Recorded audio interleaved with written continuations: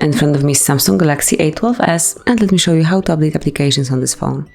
So first of all, you need to open your Play Store, then click on your account icon and select Manage App and Device. And here just click on Updates Available, and you can either update all apps at once, let me just tap all of them, by tapping on Update All, and they all will be updated, or you can update one particular application by using this icon, Update. Here you'll be able to observe the progress. At first, the latest version will be downloaded and then installed, and meanwhile you can use your device in a normal way. So that would be all, this is it. Thank you for watching, please subscribe our channel and leave the thumbs up.